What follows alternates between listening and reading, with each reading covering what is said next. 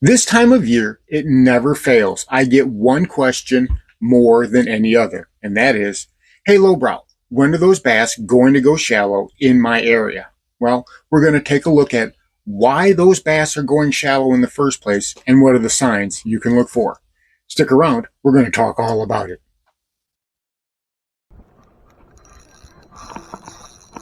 Oh, I got you. That's a good one.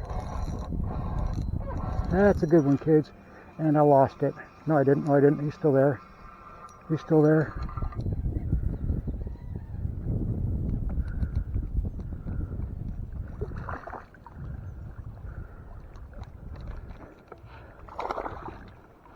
Oh, get up in here.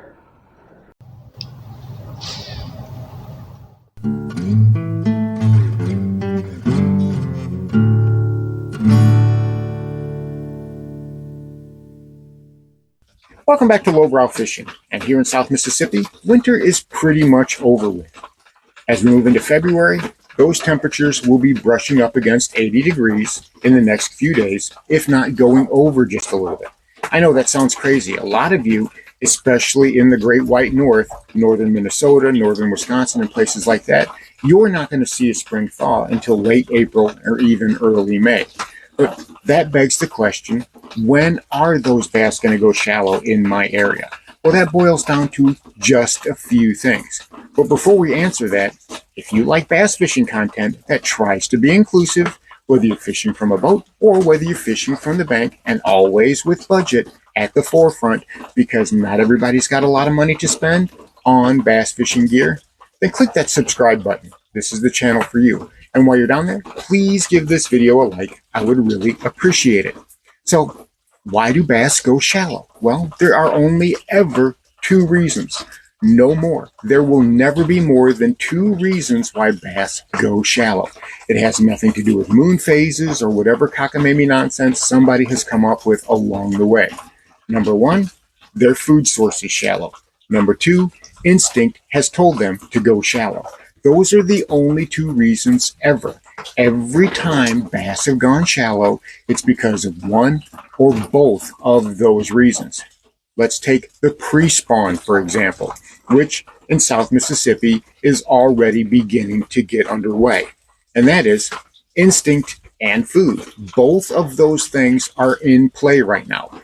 Those big females, they have eggs inside of them that are cooking up. They need to spawn. That's going to happen sooner rather than later. So why are they being triggered? Well, we're told it's water temperature, aren't we? When that water temperature hits a magical degree, whether it's 50 degrees or 48 degrees or whatever, some specific degree that somebody somewhere just came up with it, they just pulled it out of thin air and they said, that's when those bass are going to spawn. That's not the case. While water temperature may play a small part in it, a lot of it has to do with things like the angle of the sun in the sky.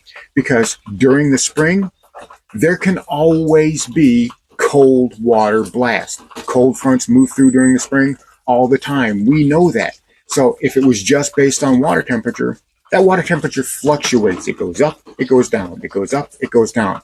So how long does it have to be at 48 or 50 degrees before those bass start to get where they'll go up shallow and get ready to spawn? A better indicator, as I said, is the sun position in the sky.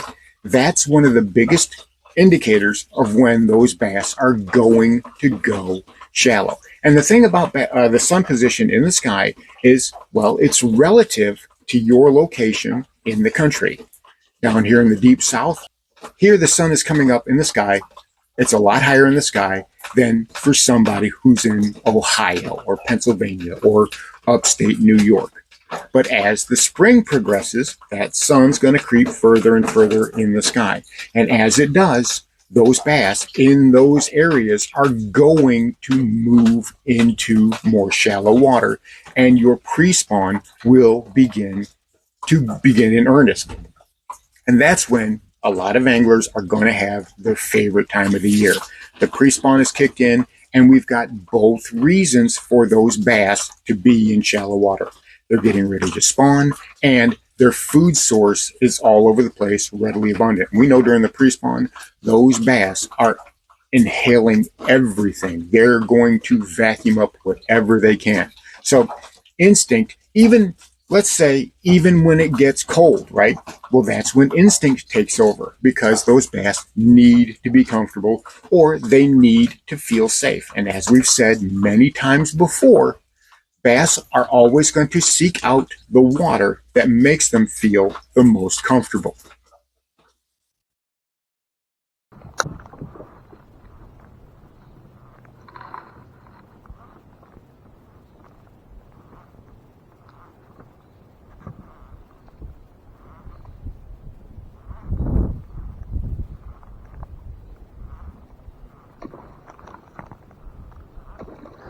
Got him that time.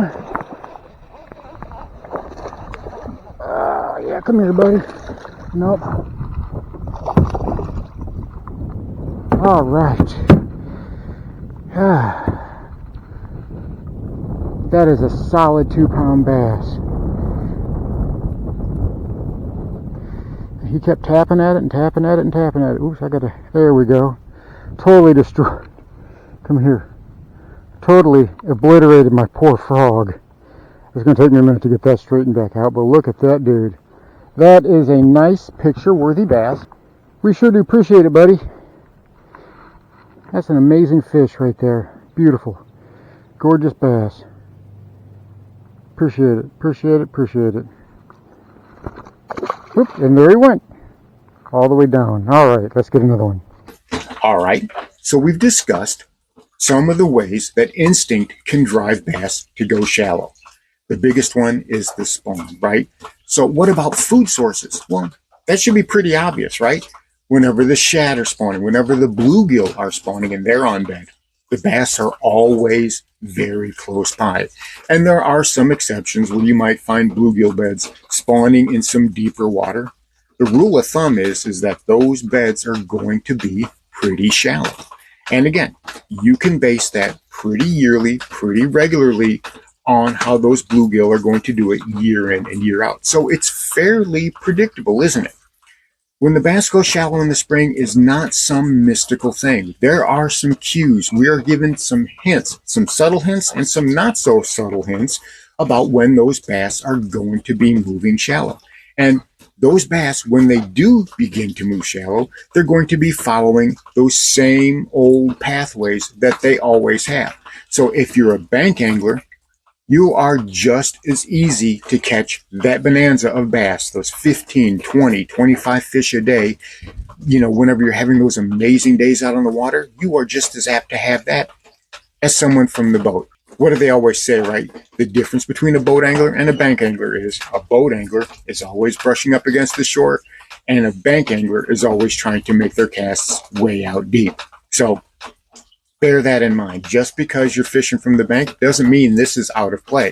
A lot of times, those pathways, those old highways that those bass are using to go from deeper water to shallow water come right by the bank. And I mean right by the bank. I know on the big lake especially, there are some spots where it's literally brushing the bank where those pathways are. And sometimes you feel like you can reach out and just grab those bass.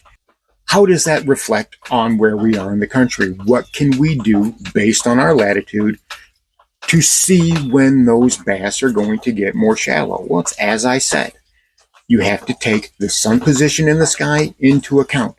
Water temperature has some to do with it. They don't want to spawn when the water's freezing cold and there's ice on the lake. That's going to be a big deterrent for when those bass want to spawn. However, you have to understand that nature is always going to win out.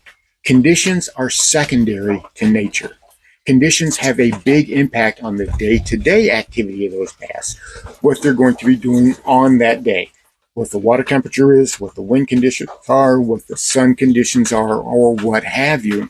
That's going to be a day-to-day thing, but the overall general outlook is going to be based on what nature says, and that's going to be, you know, this time of year, you need to spawn. This time of year, you need to move out deep. This time of year, you need to group up in large schools. This time of year, you need to break those up a little bit.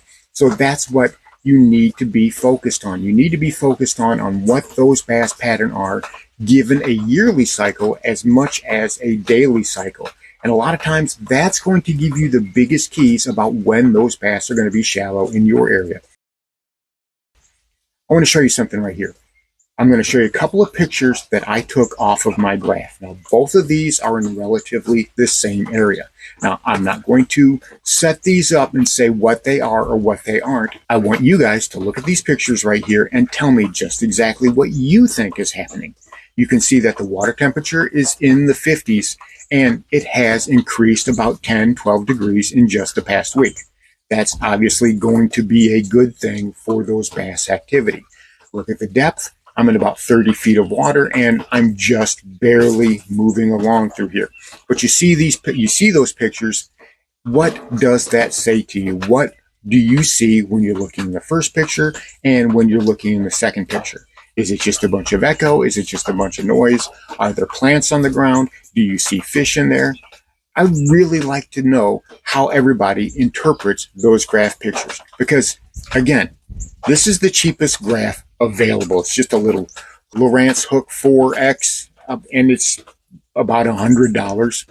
It doesn't have anything special on it. It doesn't have any mapping capabilities. It's 2D, and that's about it. I can't put waypoints on it, but I don't see a map. I just see the dot, whether I'm getting closer to it or not. And it's got a built-in flasher, which is actually kind of neat. I tend to use the flasher more if I'm sitting in still water than if I'm actually moving, because one of the bad things about having 2D sonar is if you're sitting still, you're not moving much, those lines get really long on the bottom of the screen and they become harder to discern. Usually those nice arch shapes are when you're moving. So I like to go to a flasher whenever I'm just sitting there, and then you can see that straight line at a depth and you know pretty much what's going on. Anyway, I'm using that tool as a way to hopefully help me illustrate what those bass are going to be doing in my area and how you can relate that to your area as we warm up, as the winter starts to come back and the spring starts to roll along. Hopefully we can use that tool and we can all identify some things, and maybe, just maybe, it'll end up so that everyone can start catching a few more fish. So there you have it. The only two reasons why bass will ever move up shallow. They're feeding, or instinct tells them to do it. Everything falls under that blanket. And once you understand what you need to look for, then it's going to be much easier for you to tell on your fishery when those bass are not only moving up shallow, but where they're going to move shallow to. And once you figure that out, well, then everything gets a lot more fun. Thanks for watching Lowbrow Fishing. We'll catch you in the next one.